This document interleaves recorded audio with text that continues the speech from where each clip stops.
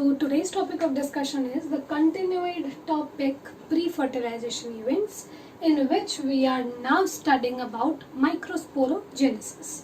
So microsporogenesis, what is microsporogenesis? It's just the process of formation. I told you earlier also, genesis means formation. So microsporogenesis means microspore formation. Fine. So the process of formation of microspore from pollen mother cell, right? Or microspore mother cell by meiosis. So basically we have talked about the sporogenous tissue, which was the compactly arranged cluster of cells present in each microsporangium. So sporogenous tissue तो है, उसके अंदर से कुछ और tissue reorganise होंगे और specialised होंगे और फॉर्म क्या करेंगे, PMC और pollen mother cell. Fine. This pollen mother cell will now undergo certain meiotic divisions to form microspores. ठीक है, तो यहाँ पे भी ये जो हम पूरा प्रोसेस पढ़ेंगे, इसी प्रोसेस को हम क्या बोल देते हैं, माइक्रोस्पोरोजेनेसिस. नाउ ये जो आफ्टर मियोटिक डिवीजन से हम माइक्रोस्पोर्स फॉर्म कर रहे हैं, माइक्रोस्पोर कभी भी सिंगल नहीं बनेगा. It will always be form in a cluster of 4 cells. और ये क्लस्टर ऑफ 4 सेल्स का किस मतलब 4 सेल्स के साथ ही बन सकता है, सिंगल नहीं बन सकता. इसीलिए हम इस क्लस्टर को नाम क्या दे देते हैं, microspore tetrad. Fine. You have heard about dyad, triad, tetrad, right? So same dyad for 2, triad for 3, tetrad is for 4. So microspore tetrad, but it's not permanent, right? As anthers get matured and dehydrate, जो dehydration के बाद फिर एक particular change आता है, that is microspore टेट्राड्स में से जो क्लस्टर ऑफ 4 सेल्स हैं वो अलग होने लगेगा. So microspores gets dissociated from each other, they start dissociation from each other and develop into individual pollen grains. Fine. So ऐसे क्या होगा कि फाइनली आपका जो टेट्राड फॉर्मेशन से सिंगल बहुत सारे पॉलन ग्रेन्स आ जाएंगे. ऑल्सो सिंगल माइक्रोस्पोरेंजियम में there are millions of cells, millions of pollen grains which will be formed. Thousands of pollen grains, millions of pollen grains will be formed just through one microsporangium. ठीक है. Now going into the pollen grain structure and its function. So pollen grains is basically representing the male gametophyte, right? यहाँ पर generally जो pollen grain का structure होता है वो spherical होता है. Exceptions are always there, but we only write those terms which are present in most of the organisms. Fine. So generally spherical shape होगा, although shape size may vary because shape is due to its wall layers, which we will be talking further.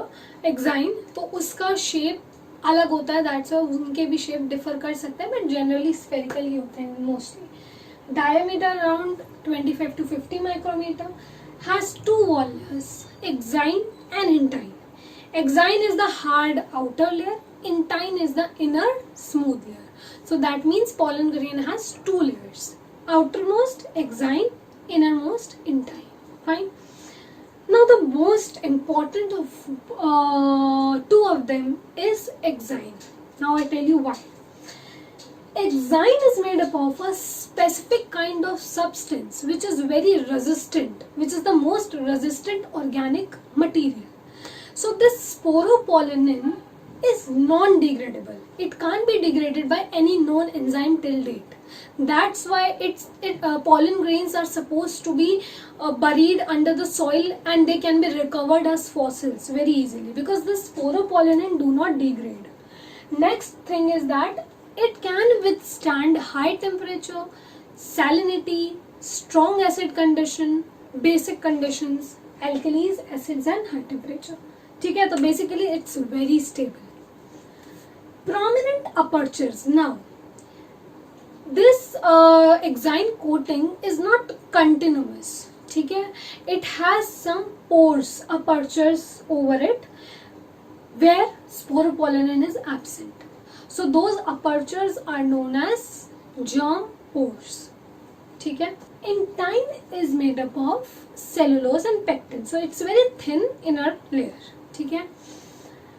Now further जो pollen grains हैं वो 2 cells उसके अंदर होते हैं. Means pollen grain के अंदर 2 टाइप के सेल्स होंगे.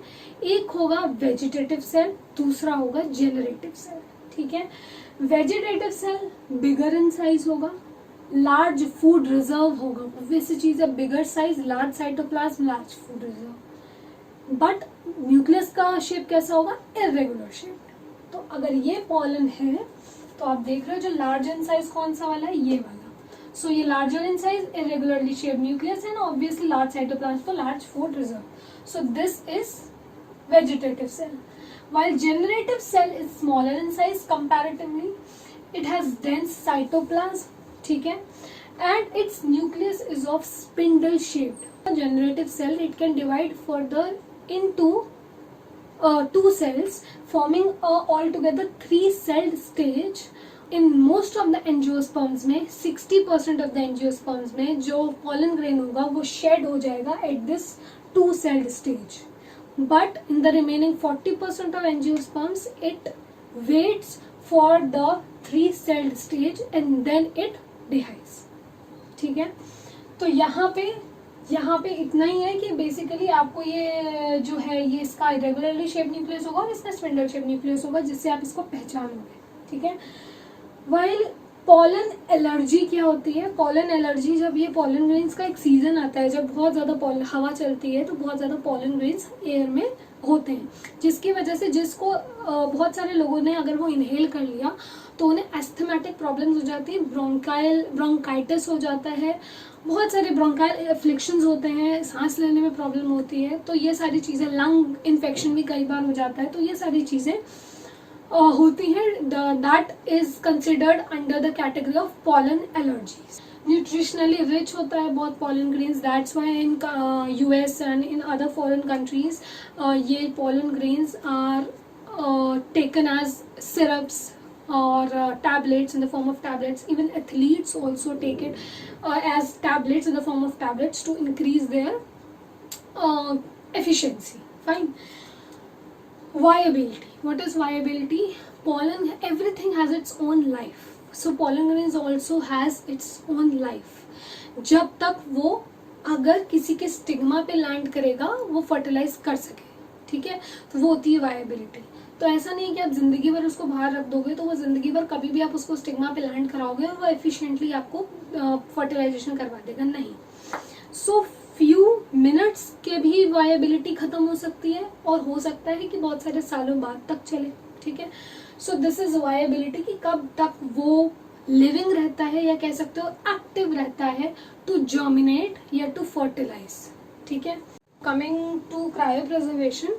Cryopreservation is a technique through which we can store pollen grains so that they don't lose their viability for a number of years. So we store them in liquid nitrogen at -196 degrees Celsius and where in pollen banks, so that if anyone needs it or if anyone wants to conduct a research or anything, they can directly contact their pollen banks and then get it through there. So this technique is basically the storage of pollen grains at liquid nitrogen at -196 degrees Celsius so that they don't lose their viability. Fine.